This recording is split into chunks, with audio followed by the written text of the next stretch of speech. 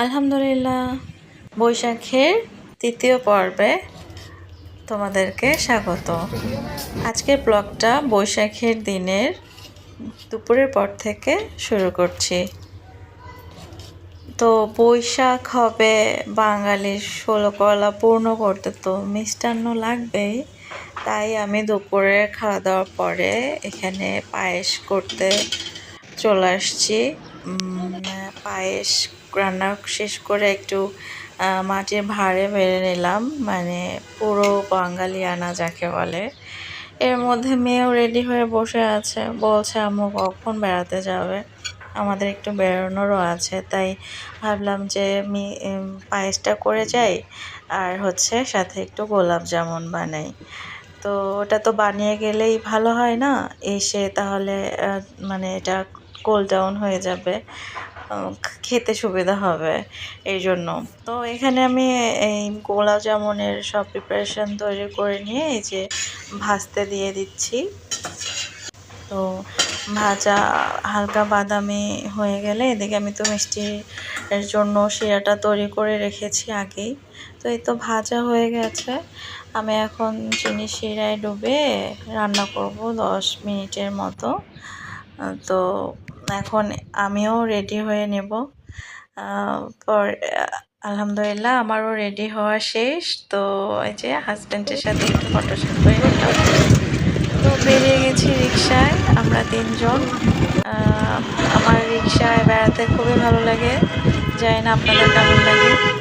তো বৈশাখে অনেক মানুষই বেরিয়েছে, তাদেরকে দেখছি, আর আমরাও খোলা আকাশের নিচে বাতাস খেতে খেতে চলে আসলাম।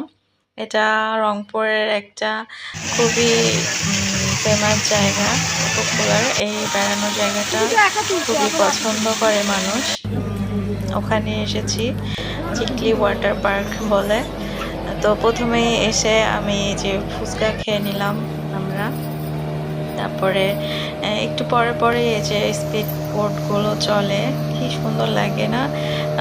অনেক সুন্দর করেছে আসলে এই বিনোদন পার্কটা। আর বাবা মেয়ের তো ফটোশ্যুট একটু পরপর চলতেই থাকে, দেখতেই পাচ্ছেন আপনারা। তো এই যে এখানে ওয়াটার এই লেকটার উপরে একটা ড্রাম মতো দিয়ে সুন্দর ভাসমান রেস্তোরাঁ করেছে। এখানে এসে আমরা জিলাপি পেঁয়াজু খেলাম। মেয়ে কি খাবে এখনো সে সেট করতে পারছিল না, পরে ফাইনালি ও হচ্ছে গ্রিল এবং নান নিল। আর আপনাদের একটা মজার জিনিস দেখায়, আমরা ওখানে বসেছি থেকে এই কাকটা শুধু আমাদের কাছে আসছে, আমরা খাবার দিচ্ছিলাম আর ও খাচ্ছিল। খুবই মজা না? অদ্ভুত লাগে, কোথাও গেলে এই জিনিসগুলো আসলে আমাদের ফেস করতে হয়। বাচ্চা বলেন, এই যে পশু পাখি বলেন, ওরা কেন জানি আমাদের কাছে আসে। আলহামদুলিল্লাহ। তো দিনটা শেষ করে বাসায় চলে আসছি, ওদেরকে নাস্তা বেড়ে দিলাম, পায়েস আর গোলাপ জামুন। আমিও এদিকে একটু ভাঁড়ে চা খাচ্ছি। আলহামদুলিল্লাহ। ব্লগটা কেমন লাগলো আপনাদের? প্লিজ লাইক করে সাবস্ক্রাইব করে আমার চ্যানেলের পাশে থাকবেন। আল্লাহ হাফেজ। আসেন চা খাই মাটির ভাঁড়ে।